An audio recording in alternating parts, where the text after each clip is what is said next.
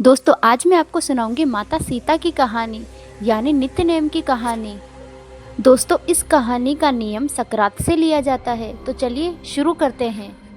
राम आए लक्ष्मण आए देश के पुजारी आए, नित्य नेम का नेम लाए आओ राम बैठो राम। बनी रसोई जीमो राम, माखन मिश्री खाओ राम। दूध बतासा पियो राम, सूत के पलका बैठो राम।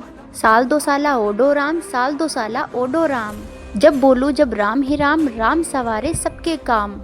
खाली घर भंडार भरेंगे, सबके बेड़ा पार करेंगे। श्री राम जय राम जय राम जय श्री राम।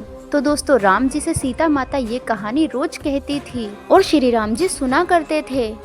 एक दिन श्री राम जी को किसी काम से बाहर जाना पड़ रहा था, तो माता सीता कहने लगी, प्रभु मेरा तो 12 वर्ष का नित्यनेम है और आप बाहर जाएंगे तो मैं अपनी कहानी किसे सुनाऊंगी।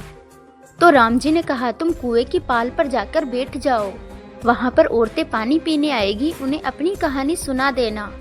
सीता माता कुएं की पाल पर जाकर बैठ गई।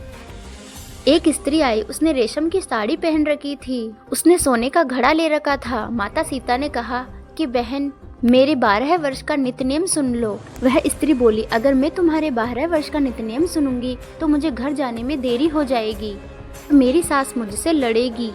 उसने कहानी नहीं सुनी और वह चली गई।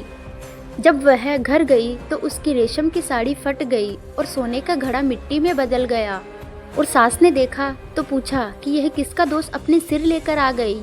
तब बहू ने कहा कि कुएं की पाल पर एक औरत बैठी है और उसने कहा कि मेरी कहानी सुन ले, तो मैंने उसकी कहानी नहीं सुनी, जिसका यह फल मिला है।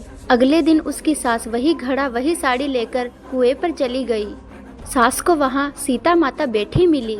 सीता माता ने कहा कि बहन मेरी कहानी सुन लो, मेरे 12 वर्ष का नित्यनेम है। तो सास ने कहा, एक बार क्यों, मैं तो तुम्हारी कहानी 4 बार सुनूंगी।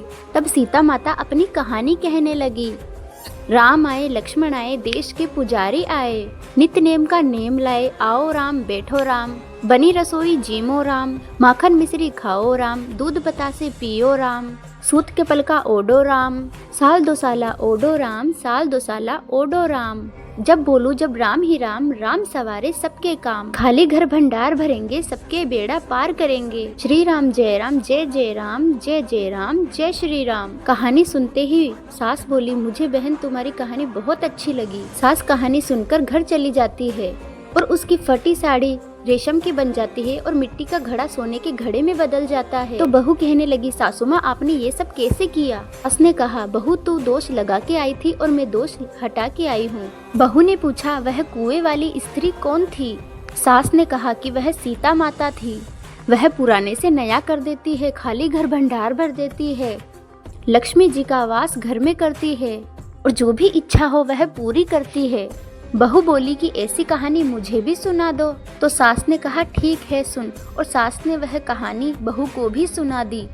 कहानी सुनकर बहू बोली, माँ जी कहानी तो बहुत ही सुंदर है। तब सास ने कहा कि ठीक है, आज से हम यह कहानी रोज कहेंगे सुनेंगे। बहू और सास रोज उठकर नहा धोकर पूजा पाठ करके नित्य नेम की कहानी कहा और सुना करते।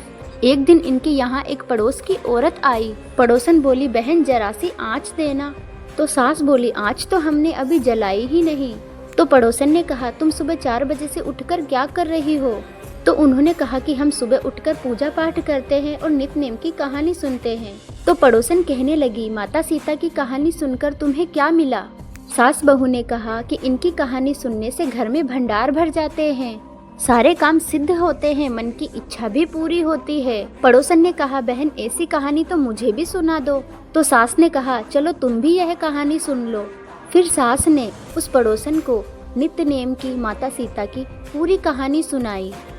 कहानी सुनने के बाद पड़ोसन कहने लगी, बहन यह कहानी तो बहुत ही अच्छी है। फिर पड़ोसन भी रोज माता सीता की नित्य नेम की कहानी सुनने लगी और उनके घर में भी माता सीता ने धन के भंडार भर दिए।